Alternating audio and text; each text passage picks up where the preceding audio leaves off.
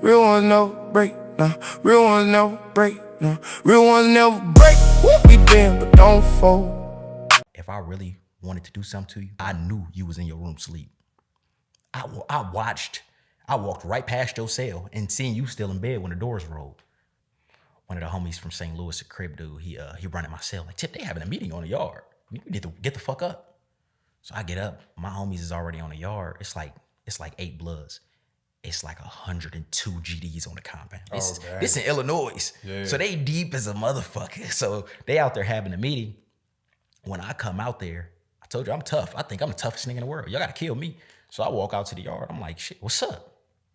We want to discuss. Nigga, I don't got no rap. I ain't no discussion for me.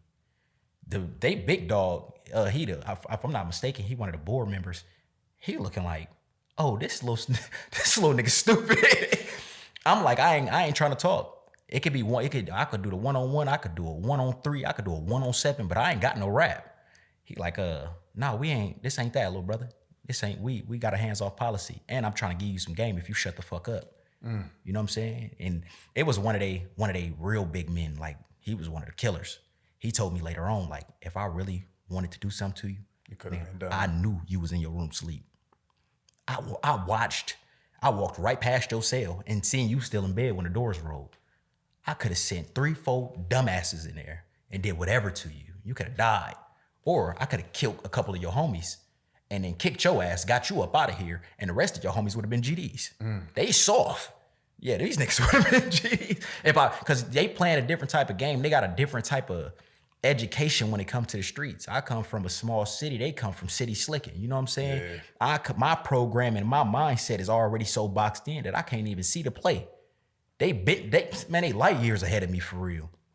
I'm playing games with a program I think I got an issue with. Whole time, I should have been game tight and sitting back and listening, sitting back and observing, seeing how they was running the operation. These niggas was well put together. It was structured. Structure, mandatory workouts, all that. Mandatory workouts, family meetings. They got some shit going on where they feed the whole yard once a year.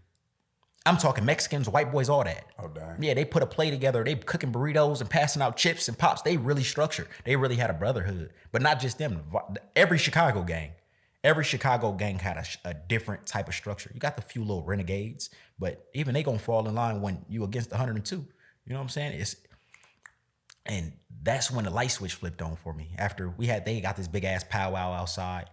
They big bands, he ain't paying me no attention. They have their little meeting. He let me know, like, hey, we got a hands-off policy. You know, you might not understand what we got going on, but we understand what we got going on. And we don't understand what you got going on. And we don't give a fuck to.